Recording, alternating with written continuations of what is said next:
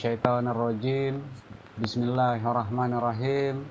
Assalamualaikum kepada seluruh umat manusia yang ada di dunia. Segala puji bagi Allah, Maha Suci Allah, Maha Mulia Allah. Keselamatan atas para rasul dan keselamatan atas kita semua.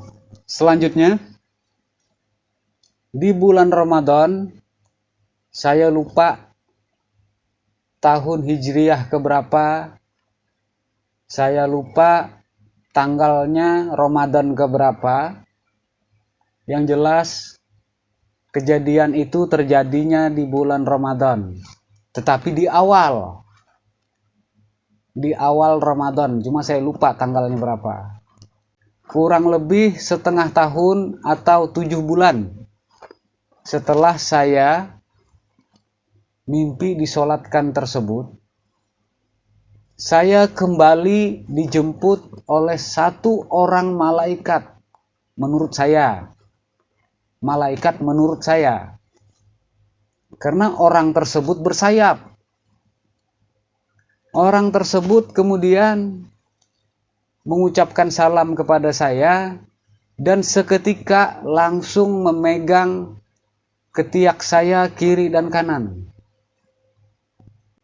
Sebelum saya sempat menjawab. Ketika saya menjawab salam tersebut, kaki saya sudah terangkat dari atas tanah. Karena dia mengucapkan salam sambil memasukkan tangannya ke celah ketiak saya kiri dan kanan, kemudian mengangkat saya. Dan di saat itulah terucap Waalaikumsalam dari saya. Saya dibawa seperti naik ke atas dengan sangat cepat sekali. Karena sewaktu saya dibawa naik seperti itu, saya hanya melihat seperti kilasan-kilasan lapisan yang saya lewati. Tidak sempat saya perhatikan, tidak sempat saya lihat lapisan-lapisan yang saya lewati itu apa. Jadi untuk hal itu sama sekali saya tidak tahu. Sehingga akhirnya tiba di suatu tempat yang sangat luas, berwarna putih terang. Seperti warna di bawah bulan purnama.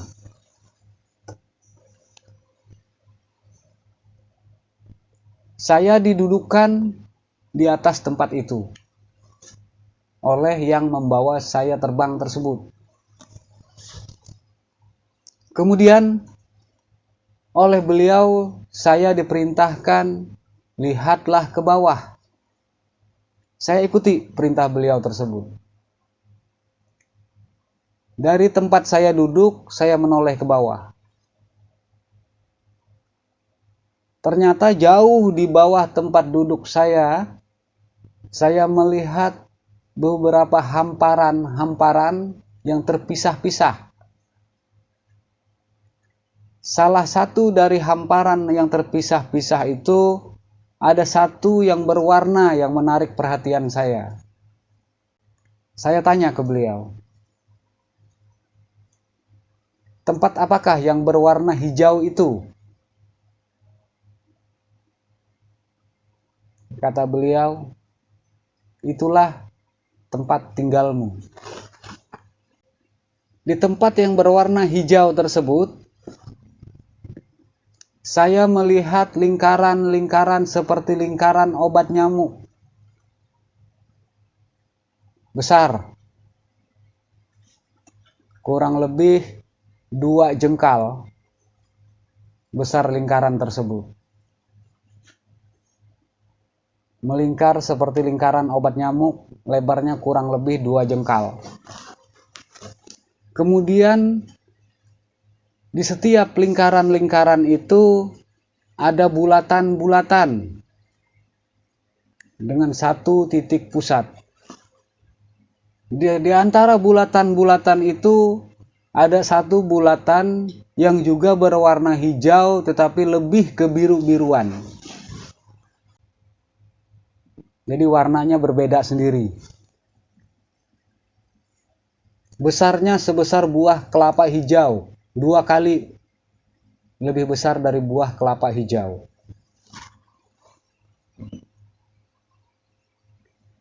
Yang membawa saya naik tersebut kemudian bertanya kepada saya, "Di manakah bumimu?"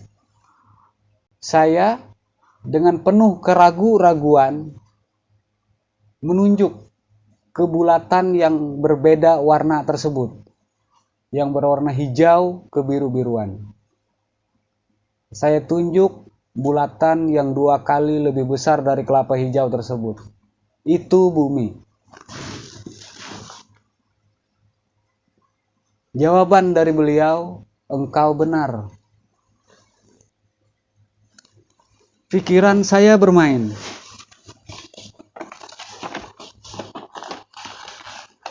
Bumi yang menurut saya luas, bumi yang menurut saya besar,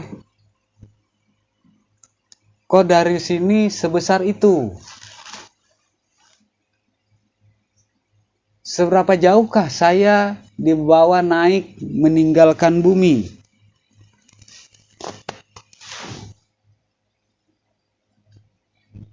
Itu pikiran saya bermain pada saat itu.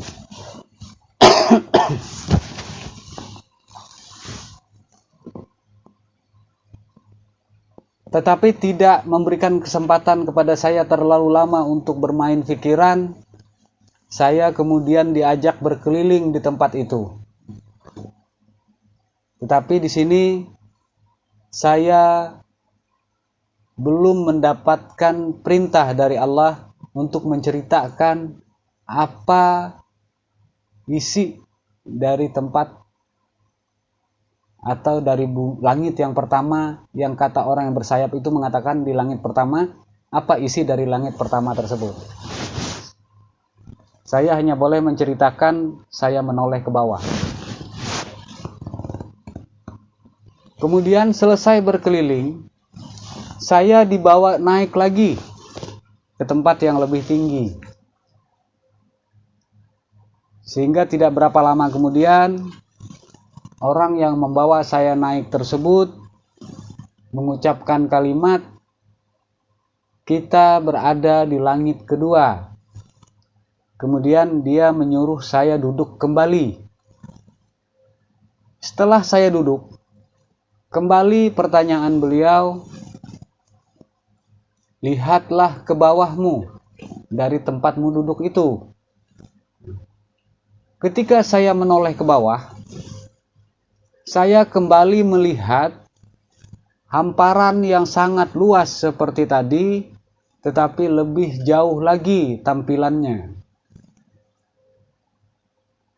Lingkaran-lingkaran seperti obat nyamuk tadi mulai mengecil. Dan saya lihat bulatan yang sebesar 2 kali buah kelapa hijau yang saya lihat tadi sekarang berwarna hijau keputih-putihan seperti bola tenis saja besarnya. Hanya sebesar bola tenis. Kemudian yang membawa saya di tempat itu bertanya lagi kepada saya, "Di manakah bumi tempatmu tinggal?" Saya kemudian menunjuk ke bulatan hijau keputih-putihan tersebut. Dan dia mengatakan, "Engkau benar." Pikiran saya kembali bermain. Tadi sebesar buah kelapa hijau, sekarang sebesar bola tenis. Seberapa jauh saya dibawa keluar dari bumi? Betul-betul saya pada saat itu mulai muncul rasa takut yang luar biasa. Takut karena tidak tahu saya dibawa kemana. Takut karena saya tidak tahu berada di tempat mana. Takut karena saya tidak tahu apa yang akan menimpa saya. Hal itu pun kembali tidak berlangsung lama. karena beliau membawa saya berkeliling kembali di tempat itu. Tetapi sekali lagi, tidak ada yang saya ceritakan di tempat itu selain dari hal ini. Selesai itu, beliau kembali membawa saya ke tempat yang lebih tinggi lagi. Setelah selang beberapa saat, saya dibawa naik. Saya didudukan di suatu tempat yang bercahaya juga, tetapi kalau yang di 1 dan 2 tadi seperti bulan purnama, di tempat yang ketiga ini seperti siang hari. Dia berkata kepada saya, "Engkau berada di langit ketiga." Kemudian perintahnya pun sama kepada saya, "Lihatlah ke bawah dari tempat dudukmu." Kemudian saya menoleh ke bawah dan saya lihat kembali hamparan-hamparan yang ada di bawah, hamparan-hamparan luas itu semakin kecil. Dan lingkaran obat nyamuk yang saya lihat tadi itu menjadi seperti garisan atau goresan ujung pulpen saja, goresan hitam, lingkaran obat nyamuk tapi terbuat seperti dari tulisan pulpen saja, ujung pulpen kecil. Dan lingkaran atau bulatan yang tadi sebesar buah kelapa hijau kemudian mengecil menjadi sebesar bola tenis, sekarang bulatan itu hanya setitik ujung pulpen saja besarnya. Saya pun mengatakan kepada dia, "Itu bumi." Dia kembali menjawab, "Engkau benar." Nah, di saat ini engkau berada di langit ketiga, wahai Fulan bin Fulan. Pertanyaan untukmu, kata beliau. Kalau bumi sebesar itu, engkau sebesar apa? Pertanyaan yang seperti itu yang membuat saya kemudian jatuh tersungkur, yang membuat saya merasa sangat berdosa, merasa sangat hina, merasa sangat zalim, merasa sangat sombong, dan merasa bahwa diri saya hanyalah seorang pendosa. Karena selama hidup di dunia, saya orang yang penuh dengan keakuan, penuh dengan kesombongan, merasa mempunyai harga diri yang tinggi, merasa beriman, merasa mulia, dan rasa-rasa yang lain. Yang rasa-rasa yang seperti itu membuat saya merasa lebih dari orang lain, merasa beriman dari yang lain, merasa hebat lebih dari yang lain. Saya jatuh tersungkur, menyadari bahwa saya tidak apa-apanya dan bukan siapa-siapa. Bumi yang saya kira luas, bumi yang saya rasakan besar, ternyata hanya setitik ujung pulpen saja. Bumi yang besar saja yang saya dengan batang tubuh yang seperti ini dibandingkan dengan bumi, saya sudah tidak apa-apanya. Bagaimana yang bumi sebesar ujung pulpen? Debu pun saya tidak. Disitulah kemudian segala sesuatu yang ada dalam diri saya rontok semuanya. Bahkan saya untuk mengangkat batang tubuh saya yang jatuh tersungkur itu pun tidak sanggup. Saya menangis sejadi-jadinya meminta ampun kepada Allah. Saya menangis sejadi-jadinya memohon maaf kepada Allah. Saya minta ridho Allah, minta ikhlas dari Allah, minta kasih sayang Allah. Sampai akhirnya Orang yang membawa saya tersebut mengangkat bahu saya dan menarik saya berdiri. Setelah cukup lama beliau memegang bahu saya dan menahan saya berdiri, barulah saya punya kekuatan untuk berdiri dengan tegak.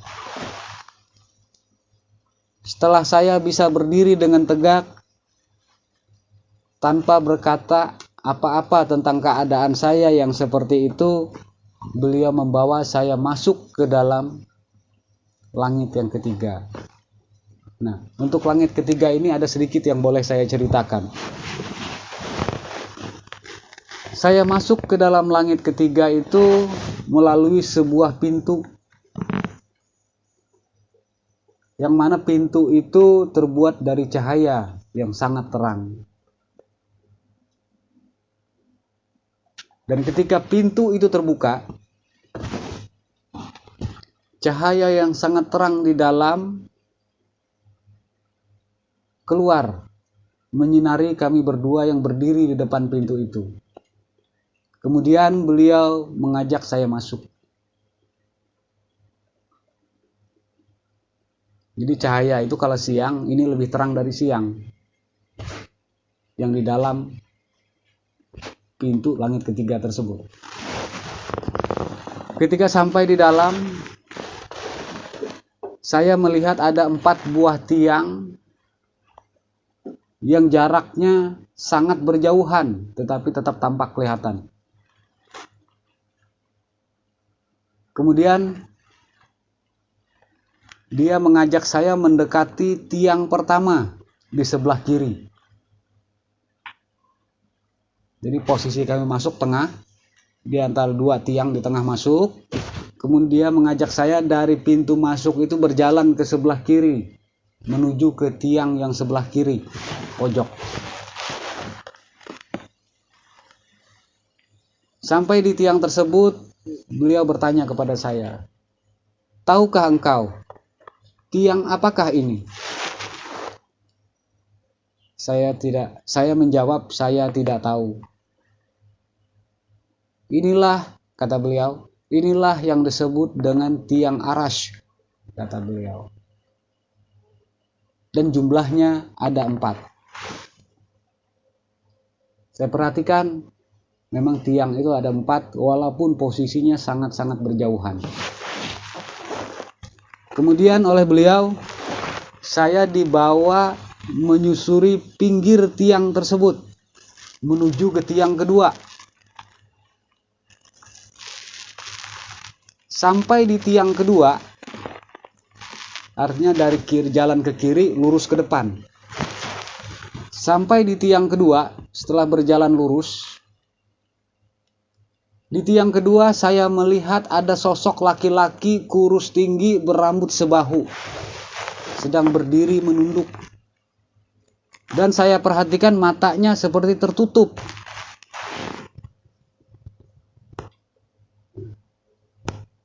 Rambutnya bergelombang, tetapi bukan keriting. Yang mengantarkan saya tersebut bertanya kepada saya, "Tahukah engkau, siapakah orang ini?" Saya menjawab, saya tidak tahu.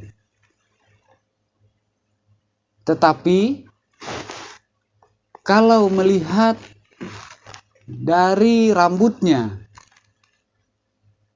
dan bentuk tubuhnya, saya teringat kepada satu penyanyi barat, saya bilang, yang bernama John Lennon. Ini saya cerita apa adanya dalam mimpi saya ini. Nggak saya tambah-tambahkan, juga nggak saya kurangi, karena saya membawa perintah Allah. Yang orang bersayap yang mengantarkan saya tersebut menepuk bahu saya, kemudian beliau adalah Isa Ruhullah, bergegas beliau mengatakan itu, seolah seperti menegur saya dengan menepuk bahu sebelah kiri, dengan cepat berkata, "Itu adalah Isa Ruhullah. Dia ditidurkan di langit ketiga di sisi Allah." tahukah engkau kenapa engkau dibawa kepada dia? Saya tidak mengerti, saya jawab. Sesungguhnya engkau ke sini dibawa untuk menjemputnya turun kembali ke bumi. Dan dia akan ditempatkan di dalam sulbimu. Kembali saya bingung. Bagaimana orang yang tertidur besar tinggi seperti itu, bahkan lebih tinggi dari saya, kok mau dimasukin ke sulbi saya?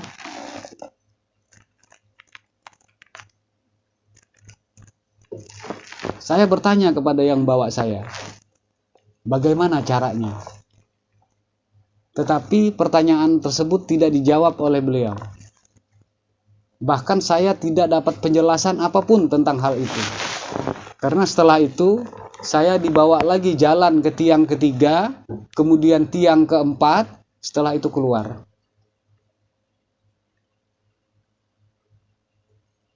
Setelah sampai di luar, kembali tangan beliau masuk ke ketiak saya, kemudian mengangkat saya ke atas.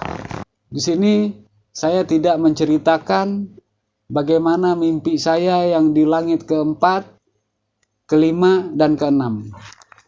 Karena belum ada perintah dari Allah. Saya langsung menceritakan mimpi saya pada langit yang ketujuh. Setelah saya sampai di sebuah tempat ketinggian, setelah melewati beberapa langit yang seperti itu, sampailah saya di langit yang terakhir. Kata beliau yang mengantarkan saya tersebut, inilah langit yang ketujuh. Saya bilang yang terakhir karena cerita orang-orang tua seperti itu. Langit itu ada 7. Jadi saya berkesimpulan, inilah langit yang terakhir.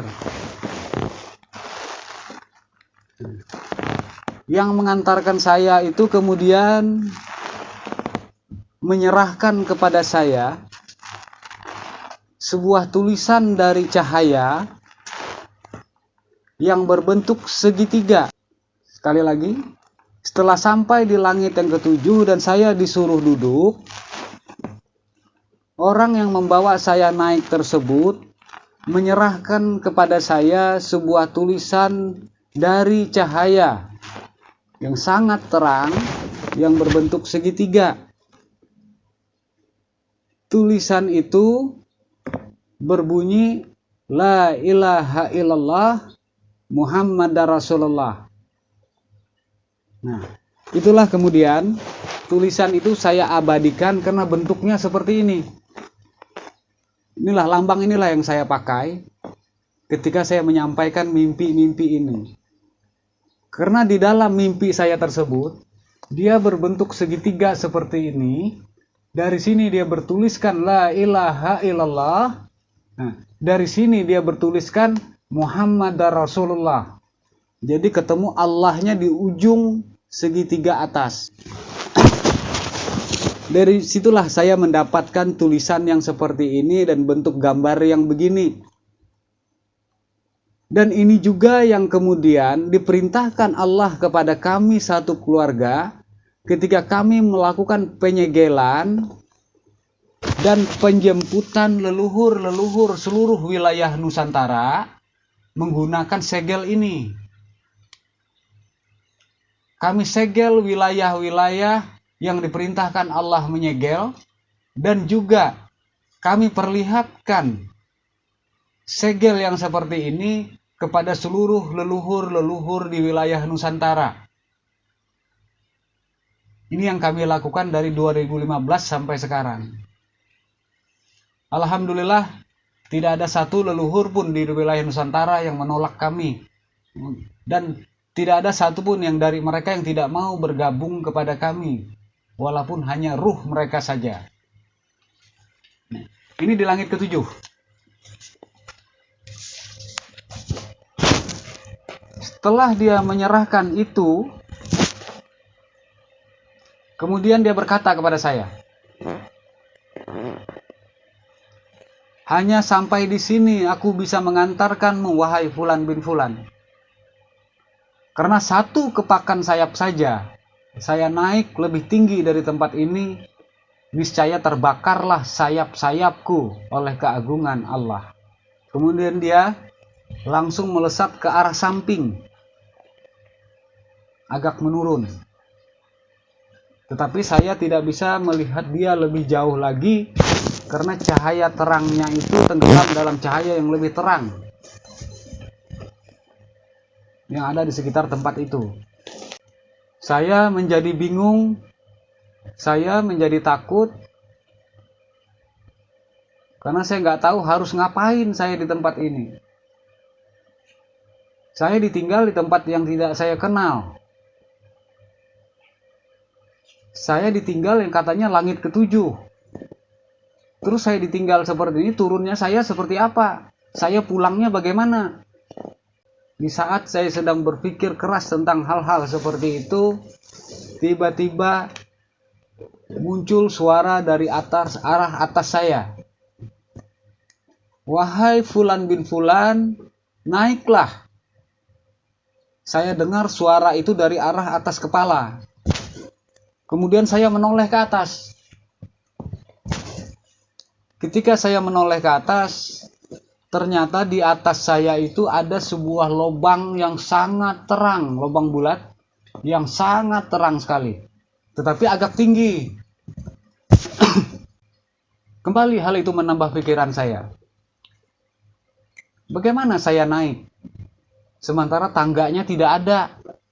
Di saat saya sedang berpikir bagaimana saya naik, bagaimana nasib saya di langit ketujuh ini nanti, tiba-tiba badan saya terangkat ke atas, masuk ke dalam lingkaran yang bulat tersebut secara keseluruhan.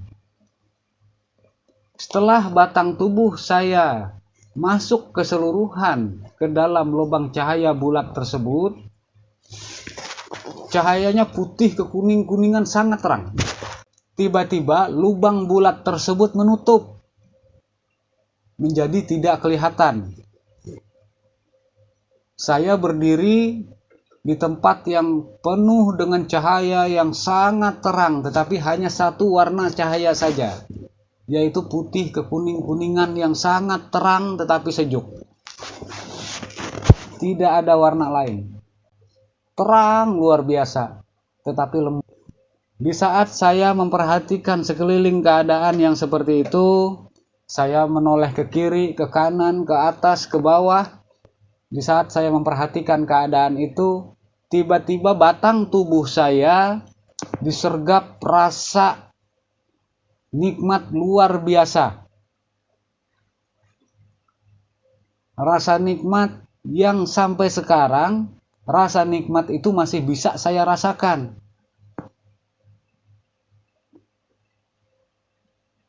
Yang sebelumnya tidak pernah saya rasakan nikmat yang seperti itu di dunia.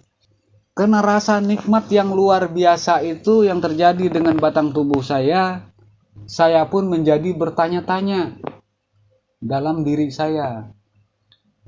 Apa yang terjadi dengan batang tubuh ini? Saya pun kemudian menoleh ke bawah, menoleh ke arah batang tubuh saya.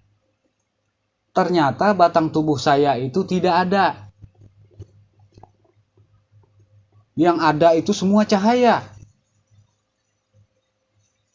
Jadi di batang tubuh saya itu cahayanya sama dengan cahaya yang ada di sekeliling saya, putih kekuning-kuningan yang luar biasa terang. Saya menjadi gugup. Kok batang tubuh saya hilang?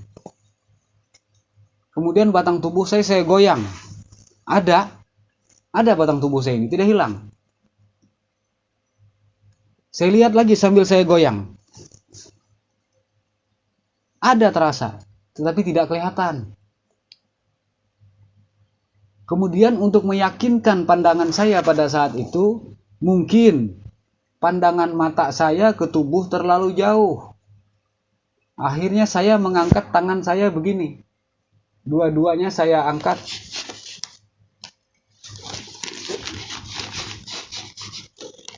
Dua-duanya saya angkat seperti ini. Saya lihat, kemudian saya goyang. ternyata tangan saya ini terasa dia bergoyang, tetapi waktu itu saya lihat tidak kelihatan sama sekali. Yang ada hanya cahaya saja. Barulah saya tersadar pada saat itu. Mungkin inilah yang dikatakan nur Allah. Bahwa siapapun yang berada atau diterpa oleh nur Allah menjadi tidak ada. Mungkin inilah yang dikatakan nur Muhammad. Itu kesadaran yang saya dapat pada saat itu. Tetapi kesadaran itu kemudian dilanjutkan dengan penjelasan-penjelasan yang luar biasa yang saya terima di dalam kalbu saya di tempat itu. Seperti suara yang sangat lembut yang mengalir di dalam hati saya atau di dalam kalbu saya. Seperti irama yang sangat sejuk di dalam kalbu saya. Irama yang menenangkan saya. Bahasa yang menidurkan dari seluruh keakuan saya. Saya mendapatkan penjelasan-penjelasan yang sangat luar biasa. Yang membuat rasa takut saya, was-was saya hilang seketika pada saat itu di tempat itu. Sungguh luar biasa.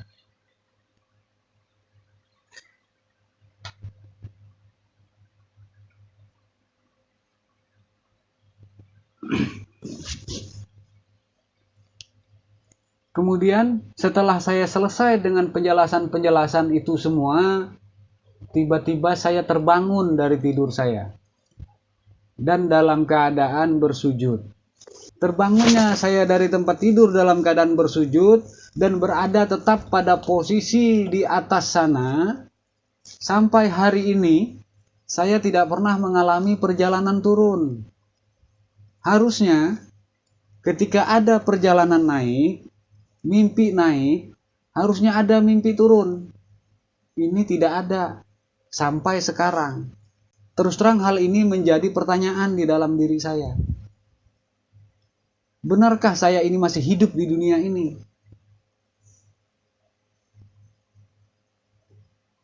Karena rasa yang saya alami ketika saya dibawa naik itu sama rasanya ketika saya dalam keadaan terbangun seperti sekarang.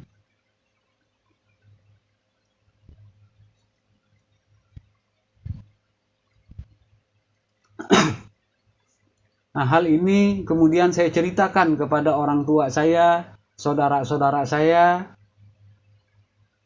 semua di rumah. Bahkan ketika bertanya tentang hal ini, saya tidak satu kali saja bertanya ke mereka, tetapi berulang-ulang. Sampai kemudian orang tua saya minta, Pak, Bu, ada tidak kawan bapak atau ibu yang mengerti dan tahu bagaimana caranya menafsirkan mimpi, bagaimana memeriksa mimpi? Ya kalau bahasa-bahasa kerennya, ada orang pintar tidak? Kawan bapak sama ibu, tolong bantu saya.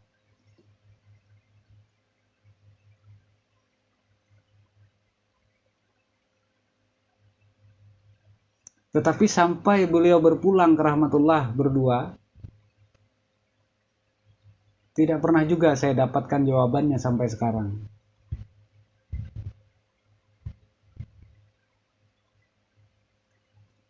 Nah, inilah mimpi saya yang benar-benar membuat saya menjadi bingung ketika saya menjalani hidup dan kehidupan ini. Bingung yang tidak putus sampai sekarang. Akan semua yang terjadi itu. Ini saya ceritakan kepada seluruh umat manusia yang di dunia, yang menonton video-video saya. Saya ceritakan ini semua semata-mata karena ini adalah perintah dari Allah, bukan karena keinginan saya. Kalau hal-hal ini tidak saya ceritakan karena ini adalah perintah, maka saya adalah orang yang durhaka kepada Allah. Dan saya tidak mau saya menjadi orang yang seperti itu.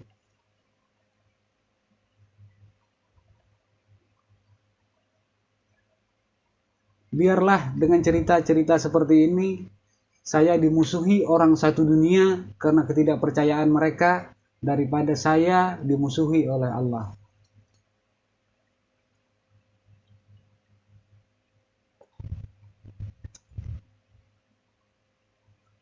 Karena bagaimanapun mimpi-mimpi yang seperti ini sebenarnya untuk saya yang bukan apa-apa dan bukan siapa-siapa tidaklah layak untuk mendapatkannya. Tetapi ini semua adalah kehendak dari Allah. Dan saya pun tidak bisa menolak.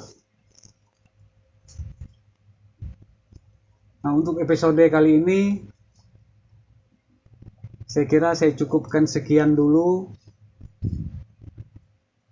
Jangan sampai kalau saya lanjutkan lebih jauh lagi, saya terbawa ke perasaan-perasaan pribadi saya yang nanti akan keluar dari petunjuk. Jadi cerita yang ini saya cukupkan sampai di sini untuk menjaga kemurnian dari apa yang saya sampaikan. Karena ketika saya menyampaikan ini, saya tidak boleh sama sekali keluar dari apa yang benar-benar saya alami dalam mimpi. Karena semua itu menurut Allah itu adalah petunjuk yang datang darinya terhadap saya. Masih ada lagi mimpi-mimpi saya yang belum saya ceritakan, yang nanti akan saya ceritakan pada video berikutnya.